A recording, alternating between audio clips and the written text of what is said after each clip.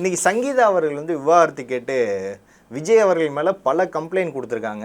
உண்மையிலே விஜய் இப்படிப்பட்டவரா? பெண்கள் பாதுகாப்பு, பெண்களோட சமத்துவ உரிமை, பெண்களுக்கு அவ்வளோ வக்காலத்து வாங்கி பேசிய விஜய் அவர்கள் உண்மையிலே இப்படிப்பட்டவரான்ற ஒரு கேள்வி இருக்குது சார். உங்களோட பதில் என்ன? நான் அடிப்படையிலே சினிமா துறையிலே பணியாற்றியவன். சினிமா துறையிலே புகழின் உச்சியில் இருக்கிறவர்கள், வெற்றி வாய்ப்பை பெற்றவர்கள், கோடிக்கணக்காக பணம் புழங்கக்கூடியவர்கள் எல்லாம் அவர்களுடைய அந்தரங்க வாழ்க்கையிலே எவ்வளவு ஆபாசமாக இருக்கிறார்கள், அசிங்கமாக இருக்கிறார்கள் என்பதை அன்றாடம் பார்க்கக்கூடிய வாய்ப்பை பெற்றோம்.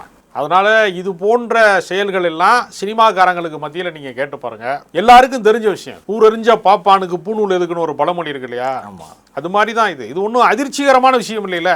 நம்ம இவர் ஒரு ஒழுக்க சீரராக வாழ்ந்தாரு, ஒப்பற்ற பண்பாளராக வாழ்ந்தாரு அப்படின்னு யாருமே நினைக்கலையே. இன்னும் சொல்ல போனால் தாவேக்காரங்களே அதிர்ச்சி அடையலையே. தாவேக்காவை சேர்ந்த பெண்களே அடுத்து ஏன் கள்ள உறவுக்கான ஒரு தனி அணியை ஏன் அமைக்கக்கூடாதுங்கிற அளவுக்கு தானே பேசுகிறாங்க.